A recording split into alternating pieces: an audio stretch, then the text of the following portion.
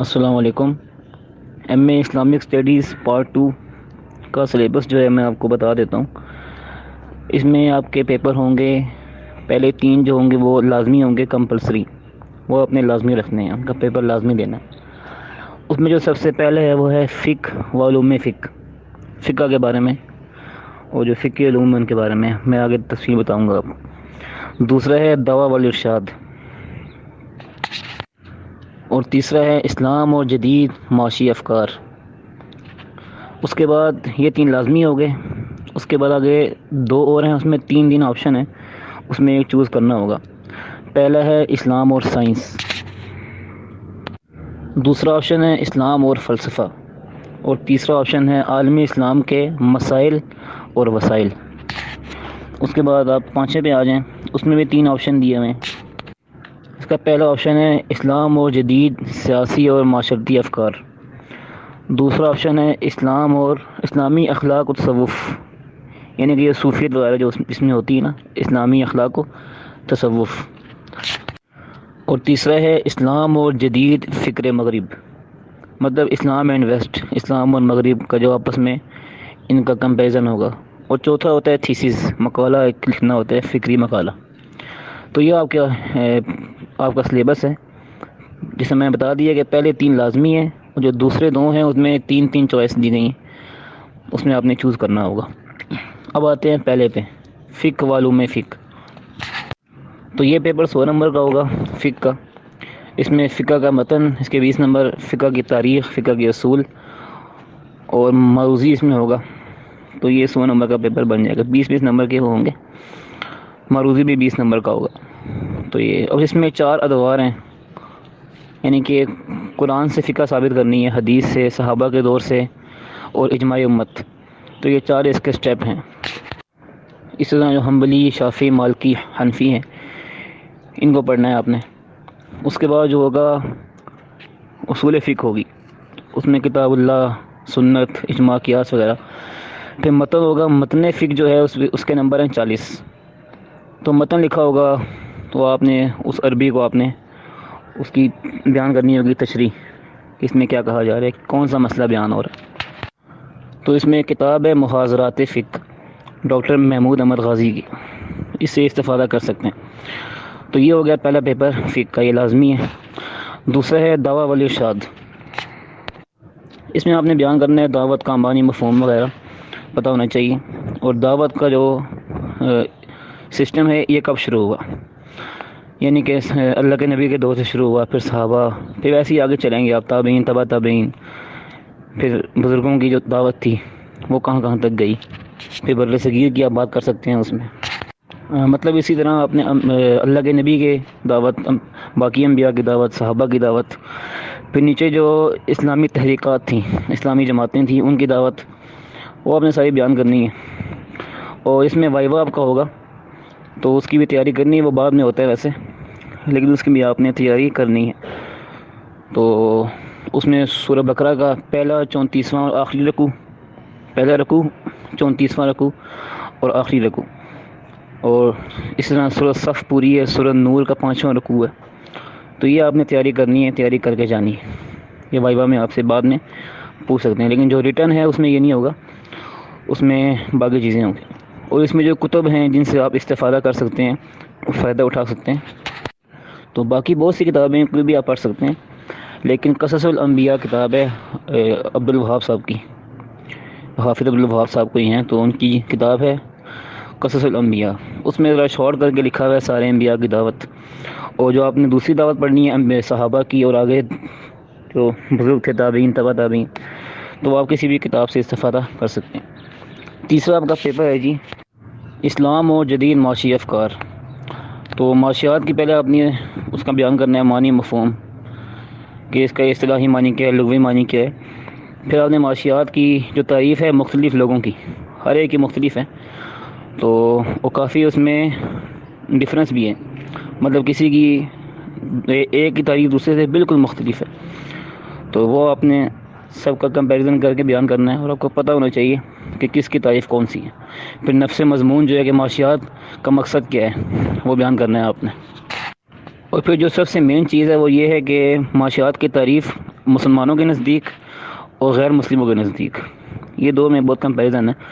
تو مسلمان تو یہ دیکھتا ہے کہ اس میں جائز ہے نہیں جائز، لیکن جو غیر مسلم ہے وہ صرف دیکھتا ہے کہ اس کو فائدہ ہو رہا ہے کہ نہیں ہو رہا۔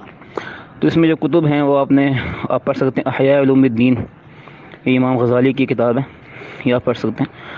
اور بھی بہت ساری بکس ہیں، وہ بھی ان سے بھی استفادہ کر سکتے ہیں۔ تو یہ آپ کے 3 تھے لازمی مضامین کمپلسری، یہ تو آپ نے پڑھنے ہی پڑھنے۔ اس کے بعد جو آپشن آگے، تو اس میں جو پہلا آپشن ہے وہ اسلام اور سائنس ہے۔ تو اس میں آپ نے سائنس اور اسلام کا آپس میں کمپیریزن کرنا ہے کہ سائنس کیا کہتی ہے اور اسلام کیا کہتا ہے، اور ان کا آپس میں کیا موازنہ ہو سکتا ہے۔ تو آپ نے سائنس کی تعریف کرنی ہے، لغوی اصطلاحی جو بھی ہے۔ پھر آپ نے سائنسدانوں کے نام لکھنے ہیں، اس میں آ سکتے ہیں کہ مسلمان سائنسدان اور دوسرے غیر مسلم سائنسدان، تو یہ آپ ان کے بارے میں بتا سکتے ہیں۔ پھر ان کی ایجادات، پھر قرآن سے سائنس کو ثابت کرنا، حدیث سے ثابت کرنا، تو یہ آپ نے اس میں اس کی تیاری کرنی ہے۔ اور پھر آپ نے بیان کرنا ہے کہ مسلمانوں کی خدمات سائنس میں، تو وہ آپ نے لکھنی ہے ساری خدمات۔ پھر کارنامے غیر مسلموں کے اور مسلمانوں کے کارنامے، تو اس بارے میں بھی آپ کے پاس معلومات ہونی چاہیے۔ اور جو کتب ہیں جن سے آپ استفادہ کر سکتے ہیں، یہ کتاب ہے طفیل ہاشمی صاحب کی کہ مسلمانوں کے سائنسی کارنامے، یہ آپ پڑھ سکتے ہیں۔ اس کے بعد دوسرا مضمون ہے آپشنل، وہ ہے اسلام اور فلسفہ۔ تو اس میں فلسفے کی ڈیفینیشن، اس کا معنی لفظی اصطلاحی لغوی معنی وہ بیان کرنا ہے۔ پھر مسلمانوں کی فلسفے میں خدمات، مسلمانوں کا فلسفے کے بارے میں کیا رائے تھی، وہ لکھنی ہے ہم نے۔ پھر فلسفے کے مسائل اور فلسفے کو فروغ دینے میں مسلمانوں کا حصہ، یعنی کہ مسلمانوں نے فلسفے کے بارے میں کیا کیا باتیں کی ہیں اور اس کو کس طرح فروغ دیے، تو اس بارے میں آپ لکھ سکتے ہیں۔ اور اس کی جو کتاب ہے، جو کتب ہیں جن سے آپ استفادہ کر سکتے ہیں، فلسفے کے بنیادی مسائل، قاضی کیسر الاسلام صاحب کی کتاب ہے بنیادی مسائل فلسفے کے، تو اس کتاب سے کافی آپ کو استفادہ مل سکتا ہے۔ اور تیسرا آپشن ہے اسلام کے، عالم اسلام کے مسائل اور وسائل۔ تو اس میں آپ نے پہلے عالم اسلام کی آپ نے کرنی تعریف کہ ہوتا کہ عالم اسلام، اور اس میں کون کون سے ملک شامل ہیں۔ پھر آپ نے ان کے مسائل ڈسکس کرنے ہیں، اور مسائل تو ہیں لیکن ان کو حل کرنے کے جو وسائل ہیں وہ کتنے موجود ہیں، اس کے ریسورسز کتنے ہیں، اور کس طرح اس کو حل کیا جا سکتا ہے، یہ پورا لکھنا ہے آپ نے۔ اور یہ بر صغیر اور جتنے بھی مسلمان جو کنٹریز ہیں، مسلم کنٹریز، اس کے بارے میں آپ نے لکھنا ہے کہ کس کی معیشت کیسی ہے اور کس کے پاس اتنے وسائل ہیں کہ وہ اپنے مسائل کو کنٹرول کر سکتے ہیں، کیونکہ وسائل کا ہونا بھی ضروری ہے مسائل کو حل کرنے کے لیے، اسباب اختیار کرنا بھی لازمی ہے۔ تو اس کے بارے میں آپ نے لکھنے آپ کے پاس معلومات ہونی چاہیے۔ اور اس میں جو کتب ہیں جن سے آپ استفادہ کر سکتے ہیں، تو یہ کتاب ہے مسلمانوں کی تہذیب، اس سے آپ استفادہ کر سکتے ہیں۔ اور بھی بہت ساری بکس ہیں اس بارے میں، مل جائیں گی آپ کو، تو ان سب سے آپ استفادہ کر سکتے ہیں۔ 5واں کا پیپر ہے اسلام و جدید سیاسی و معاشرتی افکار۔ اب اسلام کو کمپیئر کرنا ہے جدید جو فکریں ہیں اس کے ساتھ کہ کیا کمپیریزن ہے، کیونکہ اسلام تو 1400 سال پہلے کا ہے، مطلب یہ مذہب پرانا ہے، لیکن جو آج کل کے افکار ہیں ان کے ساتھ کیا تقابل ہو سکتا ہے، کیا کمپیریزن ہو سکتا ہے، تو اس بارے میں بات کرنی ہے۔ اور اسلامی سیاست، ریاست کی جو ذمہ داریاں ہیں اس کے بارے میں بات ہوگی، اور اسلامی افکار اور اسلامی سیاست اور آج کل کی سیاست، اس میں کیا فرق ہے، اس بارے میں آپ کے پاس معلومات ہونی چاہیے۔ تو اس بارے میں کتاب ہے کہ اسلامی سیاست، مولانا گور الرحمان صاحب کی کتاب ہے اسلامی سیاست کے نام سے۔ تو اس میں کمپیریزن کیا گیا ہے کہ اسلامی سیاست میں اور جدید جو معاشرتی اور سیاسی افکار ہیں ان میں کیا کمپیریزن ہو سکتا ہے۔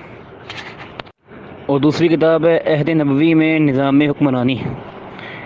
تو یہ کتاب بھی اچھی ہے کہ آپ علیہ السلام کے زمانے میں کس طرح کی حاکمیت تھی، کس طرح کا سیاسی پس منظر تھا، اور جدید سیاسی جو افکار ہیں، فکریں ہیں، اس کے ساتھ کمپیریزن کیسے ہو سکتا ہے۔ تو یہ کتاب بھی اچھی ہے، اس کا بھی مطالعہ کیا جا سکتا ہے۔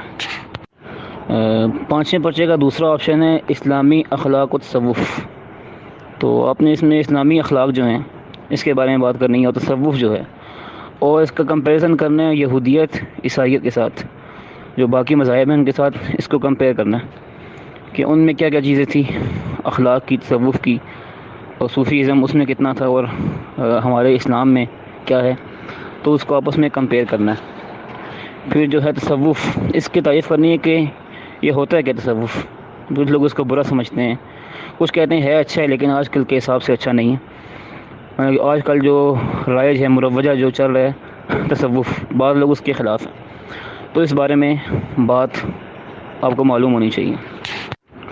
پھر جو یہ سلسلے رائج ہیں بر صغیر میں، 4 سلسلے، نقشبندیہ، قادریہ، چشتیہ، سہروردیہ، اس کے بارے میں آپ کو علم ہونا چاہیے، تاریخ کا پتہ ہونا چاہیے۔ مثلا چشتیہ کے جو ہیڈ تھے، جنہوں نے اس کی بنیاد رکھی، وہ کون تھے، اور یہ سلسلہ کہاں تک پھیلا ہوا ہے، اس کے بارے میں آپ کے پاس معلومات ہونی چاہیے۔ اس میں جو کتابیں ہیں بہت ساری ہیں، اور اس میں احیاء علوم الدین کتاب ہے امام غزالی کی، تو اس سے استفادہ کر سکتے ہیں۔ اور دوسری کتاب ہے کشف المحجوب، سید علی حجویری، ان کی کتاب بھی ہے، اس سے بھی آپ استفادہ کر سکتے ہیں۔ اس میں پوری تفصیل کے ساتھ لکھا گیا کہ اسلامی تصوف، اخلاقیات، صوفیت، یہ کسے کہتے ہیں۔ اور ظاہر ہے جو اس کو کریں گے سلیکٹ، اس آپشن کو، جو اسلامی اخلاق و تصوف ہے، تو ظاہر بات ان کو شوق ہوگا اس کے مطالعے کا، تو وہ ضرور اس کا مطالعہ کریں گے۔ تو یہ 2 کتب ہیں، اور بھی بہت ساری کتابیں اس کے متعلق موجود ہیں جس میں اس کی تفصیل لکھی ہوئی ہے۔ اور تیسرا آپشن ہے اسلام اور جدید فکر مغرب۔ تو یہ وہی بات آ رہی ہے پہلے والی کہ اسلام تو مذہب ہے پرانا، لیکن اس کا کمپیریزن آج کی جو مغرب کی سیاست ہے، مغرب کی افکار ہیں، اس سے کیسے ہو سکتا ہے۔ تو اس مضمون میں یہ ہے کہ اہل مغرب کی اسلام کے بارے میں کیا رائے ہے، اور ہماری ان کے بارے میں کیا رائے ہے، کیونکہ جب بھی آپ کرتے ہیں کمپیریزن، تقابل کرتے ہیں، تو ہماری رائے ان کے بارے میں اور ان کی رائے ہمارے مذہب کے بارے میں یہ لازمی دیکھنی پڑتی ہے، تاکہ پھر بعد میں کمپیریزن کر سکیں کہ ہمارے اور ان کے جو افکار ہیں، سیاسی افکار، معاشرتی افکار، اس میں کیا فرق ہے۔ پھر اسلام کا نظام اخلاق اور نظام سیاست اور یہ سب چیزیں، ان کو دیکھنا پڑتا ہے کہ ان کا کمپیریزن کس طرح بن رہا ہے مغرب کے ساتھ، جو مغربی ملک ہیں ان کے ساتھ کس طرح بن رہا ہے۔ اور دوسری بات یہ، دوسرے مذاہب جو ہندو جو مذہب ہے، یا عیسائیت، یہودیت، ان کے ساتھ کمپیریزن کس طرح بن رہا ہے، تو اس میں یہ چیز دیکھی جاتی ہے۔ اس میں ایک کتاب ہے سیرت مصطفیٰ، وہ ہے تو آپ علیہ السلام کی سیرت پہ ہے، مولانا ادریس کاندھلوی صاحب کی، لیکن اس میں بڑی تفصیل سے لکھا ہوا ہے کہ اسلام کا نظام اور مغرب کی نظر میں اسلام کے نظام کی اہمیت، اور کیا تقابل ہے آپس میں اسلام کا اور مغرب کا۔ تو جو کتاب ہے سیرت مصطفیٰ مولانا ادریس کاندھلوی صاحب کی، تو اس میں بڑی تفصیل سے بات لکھی ہوئی ہے، ہر چیز لکھی ہوئی ہے، اس کا مطالعہ بھی کر لیں۔ اور دوسری کتاب ہے اسلام دہشت گرد یا بھائی چارگی کا مذہب، یہ ڈاکٹر ذاکر نائک کی کتاب ہے۔ اس میں بھی انہوں نے بتا دیا کہ ایک وہ امیج ہے جو اسلام کا بنایا گیا ہے مغرب میں، لیکن دوسرا امیج وہ ہے جو مغرب کے لوگ جانتے ہیں کہ اسلام کس طرح کا، یعنی کہ پیسفل مذہب ہے۔ تو یہ ڈاکٹر ذاکر نائک کی کتاب ہے، تو اس کا بھی مطالعہ کر لیا جائے۔ تو یہ اس حساب سے آپ کے پیپر ہو جائیں گے۔ پہلے 3 جو ہیں وہ لازمی ہیں، وہ میں نے بتا دی ہے، اور آگے یہ آپشن ہے سارے، جو جس کو اچھا لگتا ہے، جس کا کسی میں انٹرسٹ ہے، اس کی توجہ ہے، اس کو پسند ہے مضمون، یعنی کہ وہ سمجھتا ہے کہ اس کی تیاری کر سکتا ہے، تو وہ اس کو چوز کر لے، جس نے چوز کیا ہوگا سب نے، تو اس کی تیاری کر لیں۔ تو جو بکس میں نے بتائی ہیں ان کو لے سکیں تو اچھی بات ہے، ورنہ انٹرنیٹ پر موجود ہیں ساری بکس، تو ان چیزوں کو نکال کے ان کو پڑھنا۔ بعض دفعہ کمپلیکیٹڈ سوال آ جاتا ہے اور آدمی پریشان ہو جاتا ہے، حالانکہ وہی گھما پھرا کے ہوتا ہے، لیکن اگر کتاب کو پڑھ لیں گے ایک بار تو جس مرضی پیرائے میں سوال آئے گا تو اس کو حل کر لیں گے۔ اللہ پاک سب کو کامیاب فرمائے۔ وہ کتب کے نام اور مصنف کے نام بتائیے اگر آپ نے یہ PDF فائل لینی ہے تو، کیونکہ یہ جو مصنف کے نام ہے وہ اس میں پیپر میں لازمی آتے ہیں، آپ کے بک میں موجود بھی ہے مگر وہ تھوڑے ہوتے ہیں، تو پھر آپ کو ان کے مصنف کے نام نہیں معلوم ہوتے۔ اگر آپ نے یہ PDF فائل لینی ہو تو آپ مجھ سے اس نمبر کے ذریعے رابطہ فرما سکتے ہیں۔ اللہ حافظ۔